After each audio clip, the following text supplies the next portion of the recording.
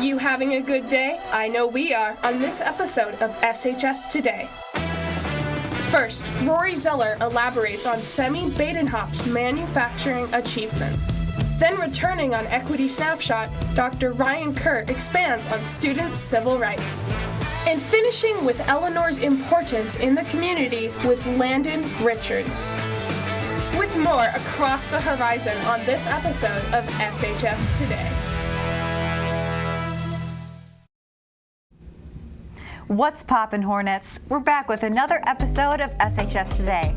I'm Chloe Swantek. And I'm Katelyn Gray. With a sweet trip downtown to community awareness, we've got a great show for you today. So let's get into it. If you haven't already heard, Prom 2025 will occur on Saturday, May 17th, and will be held in the Big House for the first time since COVID. Tickets will be sold for $60 and are required for entry.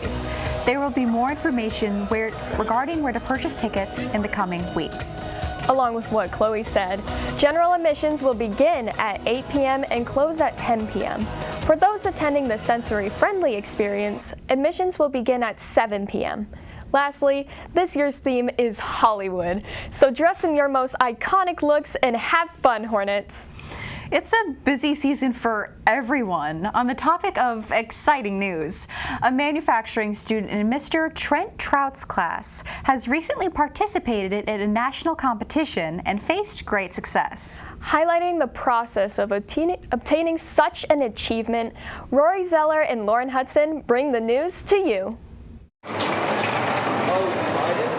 A little over 2 weeks ago, a Saline student took top spot in a national manufacturing competition. The achievement not only comes with a $10,000 check, but a major boost for the computer integrated manufacturing class. The student who claimed the prize is named Semi Badenhop, and he only recently joined in 2023.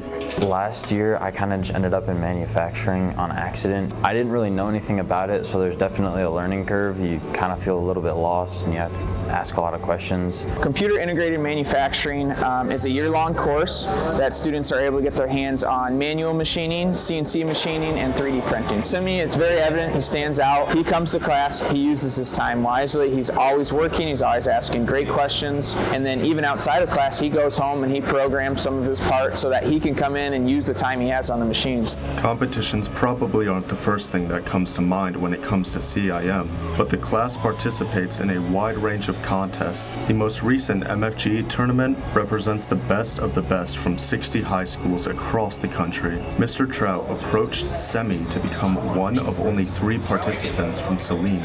I was told that I was doing it, and that was it. After you see that, you're like, well, there's a lot of variables and you don't really know what's going to happen there, but I think Mr. Trout did as much as he possibly could have to, push me to get the things done, practice as much as I could before we went, and ended up winning. After getting through the qualifiers, Semi moved to the Nationals as one of the top 16. So I got to fly to Illinois and then compete at Southwestern Illinois College. There we basically did the same thing we did at our home colleges, but they gave us 2 parts and we had 1 day to program the parts and 1 day to machine the parts. He had one thing that was wrong with him, so we weren't really sure how he was going to finish. And then we get to the award ceremony. I kind of thought that knocked me out of first place. And after hearing second and third weren't my name, I just kind of had my head in my hands. And then they said Saline High School, and I just kind of looked up at Trout and was like, oh my gosh. He ended up taking first, which is amazing. I've already had employers reach out and say, hey, when Semi's ready, send him over here, bring him for a tour. We'd love to have him work here. And for the program side of things, I mean, having that $10,000 check kind of displayed in the classroom, the students are going to see that and know that they could be making money right in high school from that. And as for Semi's plans, probably going to save most of the money and buy a new set of wheels for my car. This is Rory Zeller reporting for SHS Today. Back to you in the studio. Along with his astonishing achievement, Semi is the first ever National Machining League champion. That's right. This is the first year this competition has been held, crowning him quite the prestigious title. We congratulate Semi and wish him success in his future endeavors. After its iconic performance of Mamma Mia, the SHS Drama Club is back with its annual spring production, this time with a collection of student-written one-acts, which will be performed on May 2nd and May 3rd at Liberty. With the immense work club members have put into this performance, consider buying tickets for $10 at the door for a night of comedy, inspiration, and a little mystery. Tying off that point, there are many historical events that have shaped the stories we create today, some specifically exhibiting the fight for equality and civil rights in America, legislature and otherwise. Dr. Kerr sums it up with another segment of Equity Snapshot, this time with a focus on civil rights and how they tie into our lives as students. Hi, I'm Ryan Kerr, Diversity, Equity, and Inclusion Specialist for Saline Area Schools, and this is Equity Snapshot.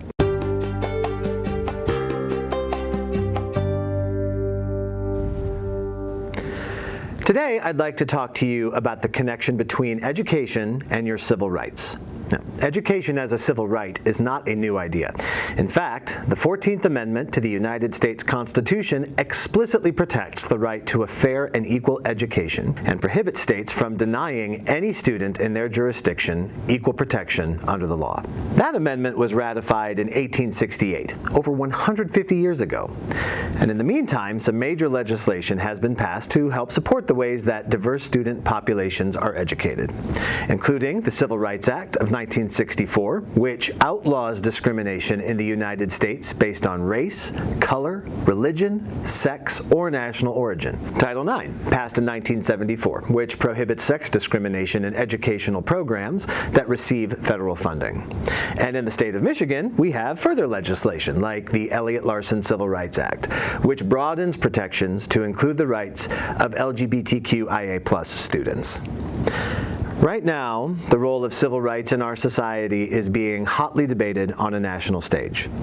But any major dude will tell you that teachers have historically worked to provide an equitable education for all students, and they will always continue to do so. Occasionally, as you know, sometimes our views and beliefs and opinions can come into conflict, begging the question, whose civil rights deserve priority?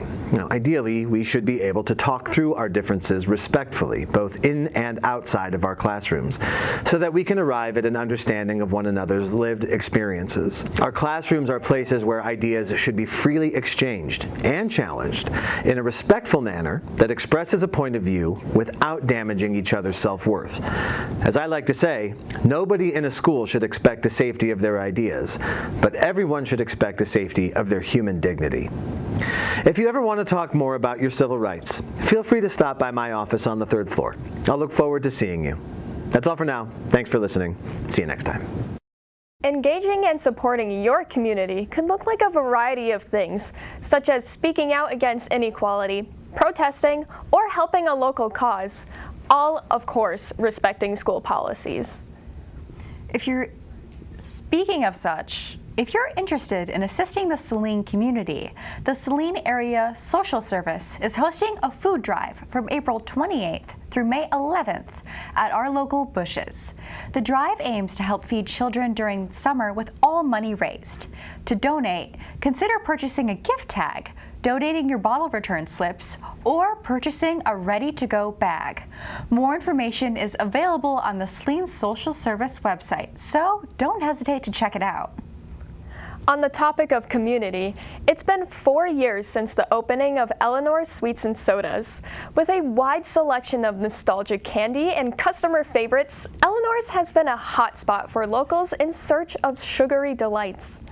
Landon Richards and Rowan Bonham give us a well-needed check-in on this beloved business in the heart of Saline. In Saline, many small businesses connect the community and bring life to downtown. Among the most popular is the local candy shop, Eleanor's Sweets and Sodas.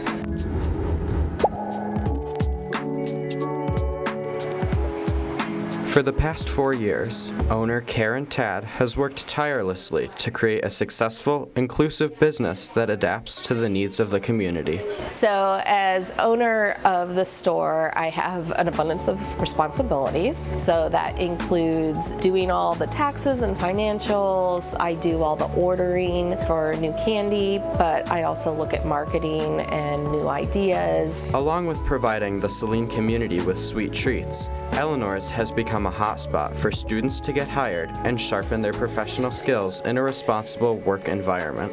I have this amazing team working for me, and so they pick up a lot of the daily tasks and take a lot of extra responsibility. It's a lot of just regular checking out customers, making drinks, we bag a lot of candy, restocking, stuff like that. I really like when all the kids come up to you and they show you what you got. They get really excited about like all the candy and stuff, and they just want someone to show it to you, and so just listening to them, they get really excited about it. I know for me, it was always scary as a kid coming into a store and not really knowing what to say when you get to the cash register, and I think we do a really good job of like setting it up very structured for kids and having them feel a lot more confident in a store like this. Working at Eleanor's, like Madeline and Sienna, can equip you with useful skills for future careers in business and communication, while also providing an engaging and fun work environment. My biggest advice would just to be yourself and like own up to like who you are. If your job place isn't a good fit, if it doesn't feel right, I don't think that's like the place for you. When I first started working, I didn't really know how to talk to customers. I didn't really know how to have the same problem-solving skills that you would need in a store like this. And I have to say, because of all the responsibility and trust that we're given by our employees and our boss itself, we are able to kind of figure that out on our own, and it's a really great place to learn how to gain those skills in a very safe and trusting environment. Over the years, Eleanor's has been able to traverse through the challenges of running and maintaining a business, while also being able to provide practical job opportunities for students. I'm Landon Richards, back to you in the studio.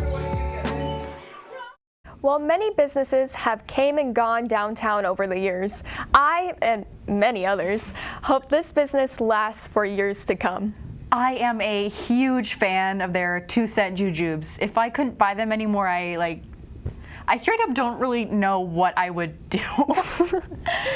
Well, that's all the time we have this week. I hope you enjoy the show. I'm Chloe Swantek. And I'm Katelyn Gray. Be sure to follow @CelineVideo on Instagram and YouTube for show updates and behind-the-scenes content. Tune in next week for the following stories: a teacher feature on Mr. Lampmet, the Lit Mag, and cardboard boat racing. Have a great week, Hornets!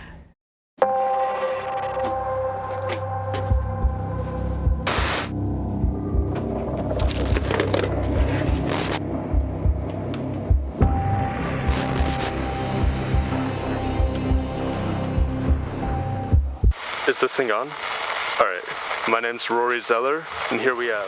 I'm Rowan Bonham. I'm Chloe Swantek. I'm Landon Richards. I'm William Wilson. And today, we're investigating the Celine Witch. Is that a missing poster? What is that? Guys, I do not want to be here anymore. Yeah, this is, no, I'm out, man. This is too much.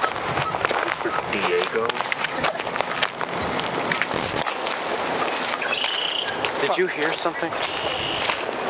I don't know. I don't think I heard anything.